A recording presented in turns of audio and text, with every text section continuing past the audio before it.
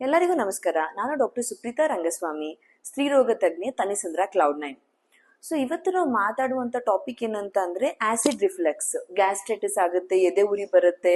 So ಪ್ರೆಗ್ನೆನ್ಸಿನಲ್ಲಿ ಈ ತರ ತುಂಬಾ ಆಗ್ತಾ ಇರುತ್ತೆ. ಯಾಕೆ ಆಗುತ್ತೆ ಅಂತ ಎಲ್ಲರಿಗೂ ಯೋಚನೆ ಇರುತ್ತೆ.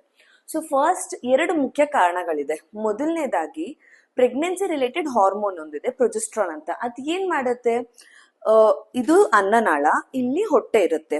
ಸೊ ಅನ್ನನಾಳಕ್ಕೂ ಹೊಟ್ಟೆಗೂ ಮಧ್ಯದಲ್ಲಿ ಒಂದು ಬಲವಾದ ಡೋರ್ ಇರುತ್ತೆ, ಅದನ್ನ ಲೋವರ್ ಈಸೋಫೇಜಿಯಲ್ ಸ್ಪಿಂಕ್ಟರ್ ಅಂತ ಹೇಳ್ತೀವಿ. ಈ ಡೋರ್ ನ ಪ್ರೊಜೆಸ್ಟ್ರಾನ್ ಹಾರ್ಮೋನು ಸಡಿಲ ಮಾಡುತ್ತೆ. ಅದ್ ಲೂಸ್ ಆದಾಗ ಹೊಟ್ಟೆನಲ್ಲಿರುವಂತ ಆಸಿಡ್, ಊಟ ಎಲ್ಲ ಮೇಲ್ ಬರೋಕ್ ಶುರು ಆಗುತ್ತೆ. ಆವಾಗ ಇದೆಲ್ಲ ಉರಿ ಆಗುತ್ತೆ. ಇದು ಮೊದಲನೇ ಕಾರಣ. ಎರಡನೇ ಕಾರಣ ಏನಂತ ಅಂದ್ರೆ, ಗರ್ಭಕೋಶ ಬೆಳೀತಾ ಇದ್ದಂಗೆ ಇಲ್ಲಿ ಗರ್ಭಕೋಶ ಬೆಳೀತಾ ಬೆಳೀತಾ ಇಲ್ಲಿ ಹೊಟ್ಟೆ ಮೇಲೆ ಕಂಪ್ರೆಷನ್ ಮಾಡುತ್ತೆ. ಆವಾಗ್ಲೂ ಆಸಿಡ್ ಮೇಲ್ ಬರೋದಿಕ್ ಶುರುವಾಗುತ್ತೆ. ಸೊ ಈ 2 ಕಾರಣಗಳಿಂದಾಗಿ ಪ್ರೆಗ್ನೆನ್ಸಿನಲ್ಲಿ ಆಸಿಡ್ ರಿಫ್ಲೆಕ್ಸ್ ತುಂಬಾ ಕಾಮನ್.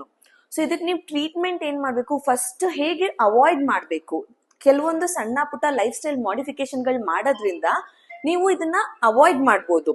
ಸೊ ಹೇಗೆ ಅವಾಯ್ಡ್ ಮಾಡ್ಬೇಕು ಅಂತ ನಿಮ್ಗೆ ಡೌಟ್ಸ್ ಇತ್ತು ಅಂದ್ರೆ ಕಮೆಂಟ್ ಮಾಡಿ. Thank you.